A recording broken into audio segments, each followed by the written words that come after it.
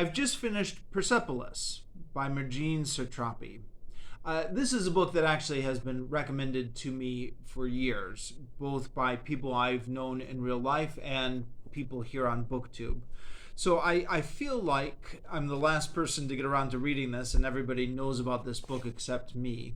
But just in case you're unfamiliar, I'll try and give some brief background. As you can see, it's a comic book or a graphic novel. It was first published in French in the early 2000s, 2001 or 2002, and then translated it into English shortly thereafter. It's a comic book, but it's an autobiographical story about the author's life. Author, of course, being Marjane Satrapi, who was a teenager in Iran during the revolution and the fall of the Shah, and then the subsequent Islamic regime coming to power and the religious repression that followed, and then the Iran-Iraq war and dealing with the war growing up. And then finally, spoilers, at the end of this volume, her parents decide that it's safest for her to go to Europe, and so she leaves to go to Austria. This is volume 1 of 2. Volume 2 deals with her life after she leaves Iran and then goes back to Iran, although I've not actually read it, so that's just what I know via Wikipedia.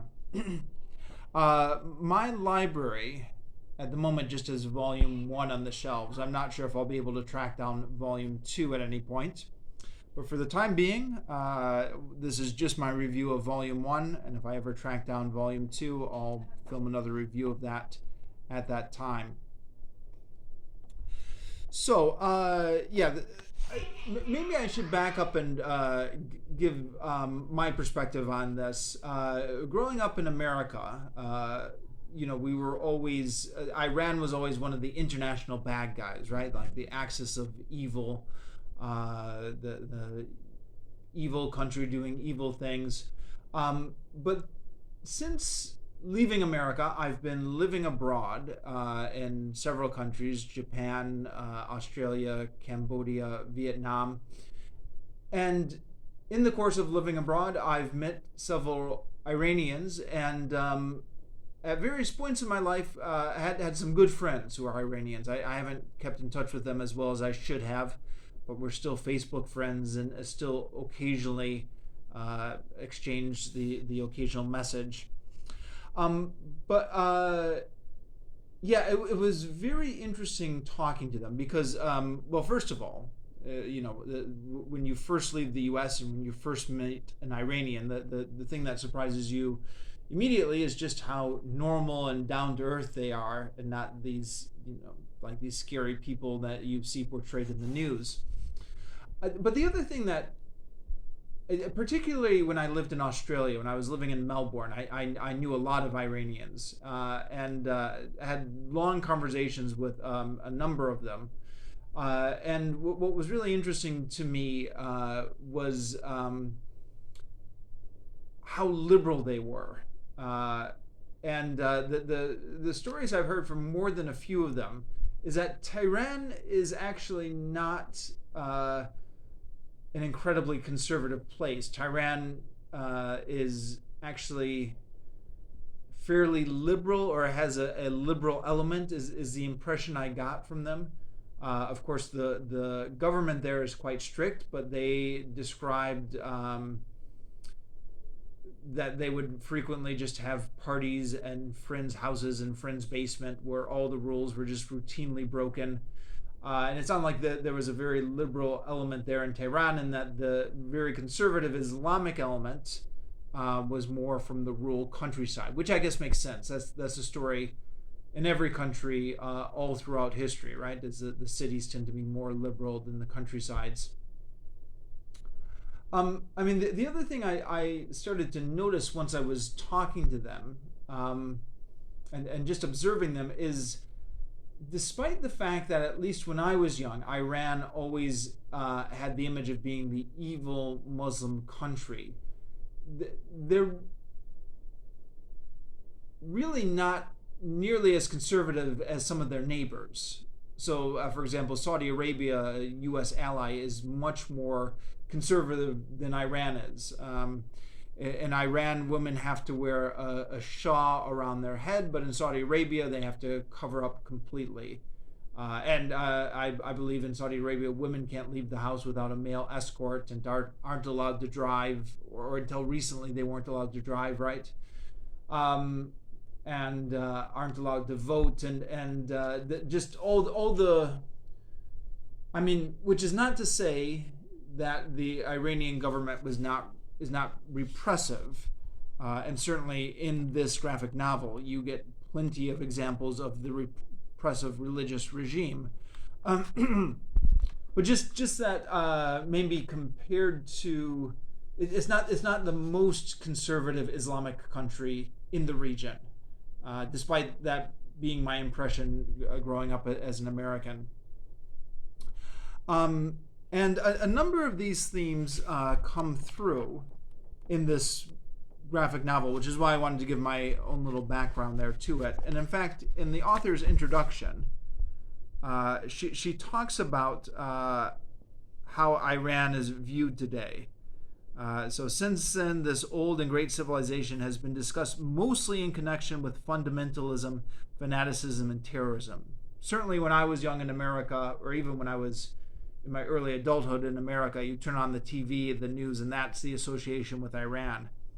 So she says, I believe that an entire nation should not be judged by the wrongdoings of a few extremists. So she wants to humanize the Iranian people, but I also don't want those Iranians who lost their lives in prison defending freedom, who died in the war against Iraq, who suffered under various repressive regimes, or who were forced to leave their families and flee to their homeland, to be forgotten. And I think that is the goal of the book here, is to, on the one hand, show all the awful things that the repressive religious regime in Iran did to her generation and the suffering that it caused. But on the other hand, to show that, Iranians are people like everybody else, and there is a liberal element in Tehran. Her parents are definitely part of it, and talk about the various different conflicts and ideologies that are in Iran, and it was all very interesting. Here we go. So talking about the different factions, the fundamentalist woman, the modern woman, the fundamentalist man, the progressive man.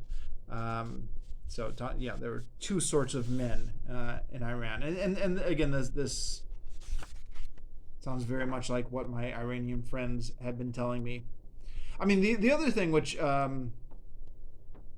I remember my Iranian friends making a big deal about is saying, we are not Arabs. They got very insulted when you called them Arabs. They were Persians, and they were very proud of their history and culture. And despite my view as an American to think, oh, well, they're all Muslims, they were very resentful of the fact that the Arabs had invaded and conquered them.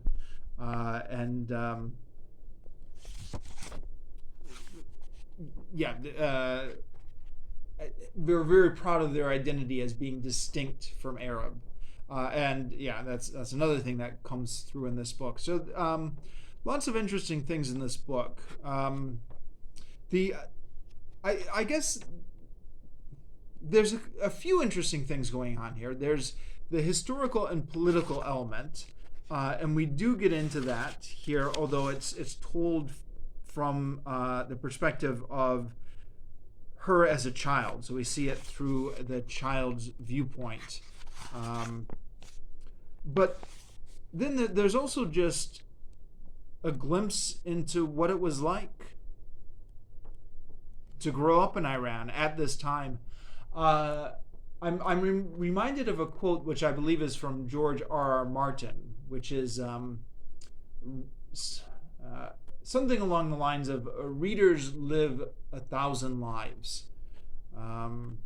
the idea that when you read a book, you are able to get a glimpse of what it was like to live in this time and place, a life that you will never experience firsthand, but through the magic of reading, you do almost kind of feel like you were there, or that you had witnessed part of it, or that you had some sort of experience of it through the absorption of the reading experience. So that's another reason why it's interesting to read these books. I have to admit, I was expecting this book to be depressing, and it can be in parts. It definitely can be, which was one of the reasons why I had put off reading it. But it is just very interesting. There's so many little interesting details here, both about Iran's history and about what it was like growing up there. And it's told with humor, partly because we're seeing it from the eyes of a child. So we get a lot of childish antics in the book, like shortly after the revolution, when the regime has been toppled, there's a boy in their neighborhood whose father had worked for the Shah. So she devises a game where they're going to find him and nail his ears to the wall. But then her mother finds out about this and gives her a lecture about how you shouldn't, you have to learn to forgive.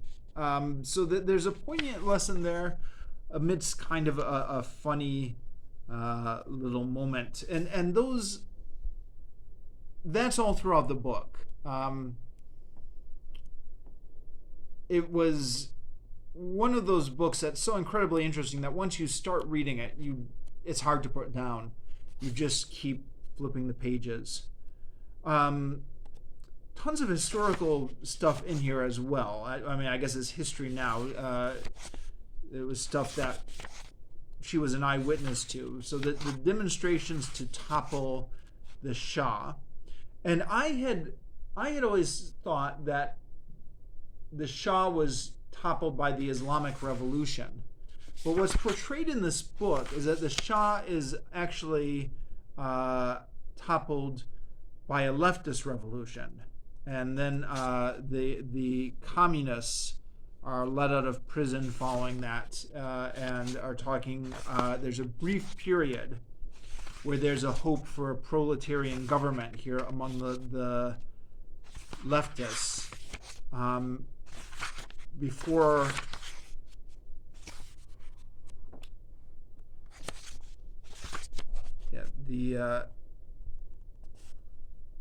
then the leftists start disappearing or being killed off by Islamic militants, and this is the beginning of the Islamic regime establishing itself. So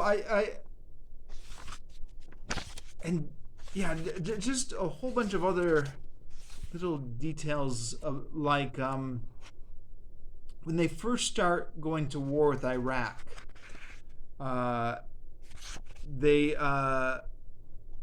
their father, who reads the international news, knows that all the fighter pilots are in jail because of a failed coup, apparently by the military, and this is hobbling the ability to bomb Iraq during the Iran-Iraq war.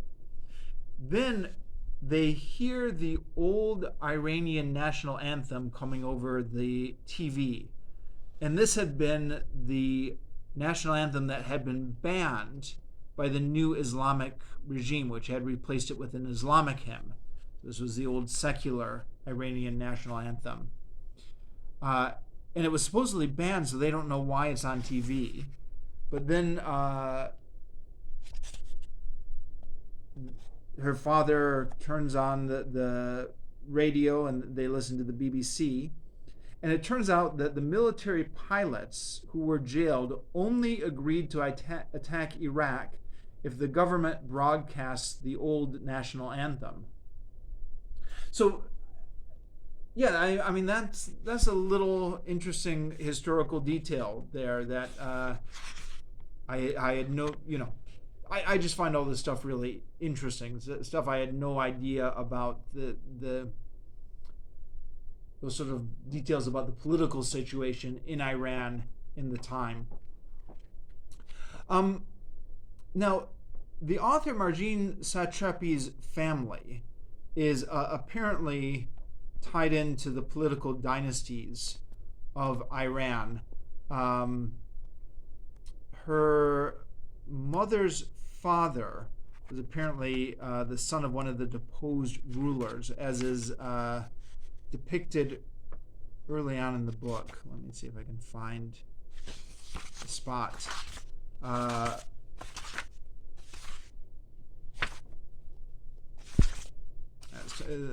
Talking about the history here.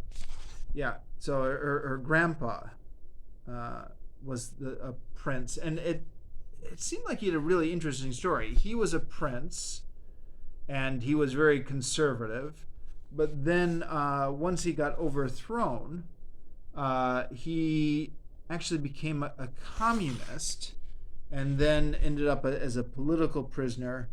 And I thought, oh, okay, well, this is really interesting that one of the former Iranian prisoners actually became a communist.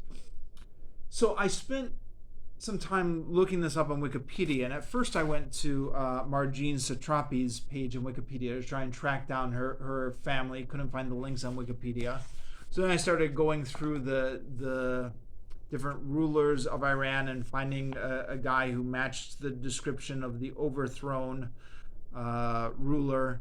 And a long story short, I could not find this guy on Wikipedia. I don't know. Somebody dropped me a line in the comments with the link or the name to search for if you know what I should be looking for. But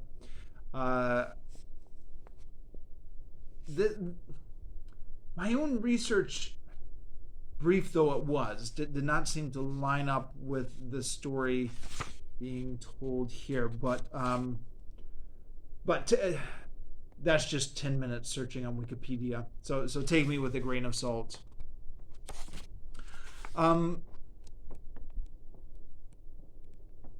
Yeah.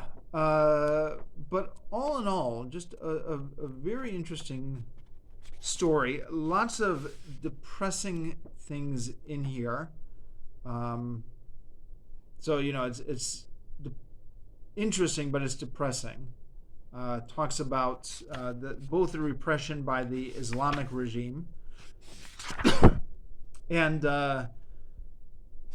the suffering caused by the war, and also how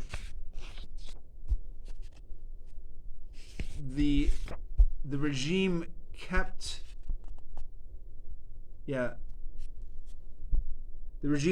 war going. So at one point Iraq proposed a settlement, but our government was against it.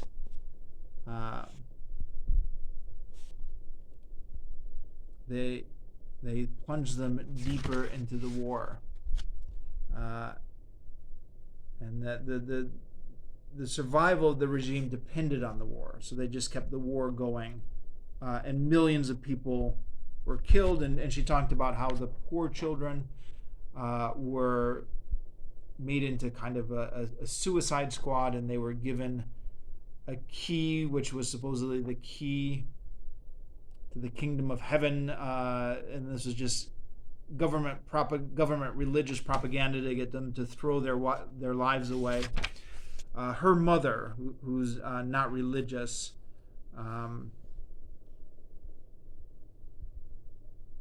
tries to talk one of the neighborhood boys out of accepting the key and going off to die in the war, and actually succeeds in doing it. But yeah, it's this is where the depressing part of the book comes in, and there are quite a few of them, these depressing parts. But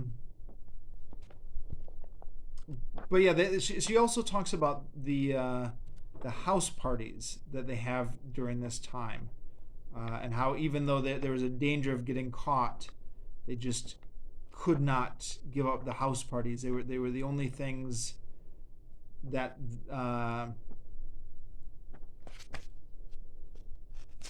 they were the here it is. In spite of all the dangers, the parties went on. Without them, it wouldn't be psychologically bearable, some said. Without the parties, we might just as well bury ourselves now. So in the basements, they would drink alcohol and have parties and listen to the forbidden music. And again, that sounds very much like what my Iranian friends described to me about their experiences in Tehran. Even though my Iranian friends were a generation younger. And who knows what Tehran is like now, huh?